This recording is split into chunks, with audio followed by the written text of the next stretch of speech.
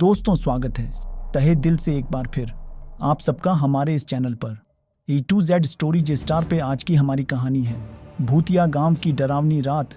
घने जंगल के बीच बसा हुआ एक गांव जिसका नाम काला कुटिया था। इस गांव के बारे में कई डरावनी कहानियां प्रचलित थीं। कहते हैं कि सूरज ढलते ही इस गांव में एक अजीब सा सन्नाटा छा जाता था।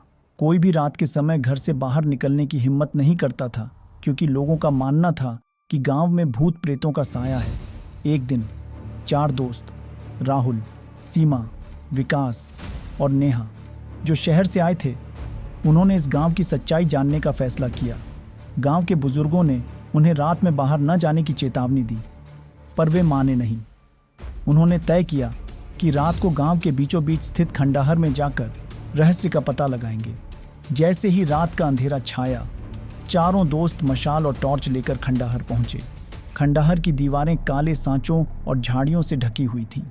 अंदर घुसते ही ठंडी हवा का एक तेज झोंका आया, जिससे टॉर्च की रोशनी कांपने लगी। विकास ने मजाक में कहा, भूत हमें चाय पिलाने आएंगे क्या? तभी अचानक एक भारी भरकम आवाज सुनाई दी, जैसे कोई दरवाजा बंद कर रहा हो। सभी चौंक गए।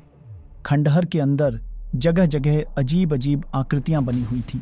एक कोने में रखे पुराने दर्पण में कुछ धुंधली परछाइयां दिखाई दी। नेहा ने घबराकर कहा, यहां से चलो, मुझे कुछ ठीक नहीं लग रहा। लेकिन राहुल, जो सबसे साहसी था, उसने दर्पण के पास जाकर उसे छुआ। जैसे ही उसने दर्पण को छुआ, खंडहर में अजीब अजीब आवाजें गूंजने लगीं। अचानक चारों ने देखा कि उनके सामने एक सफेद साया प्रकट हो गया।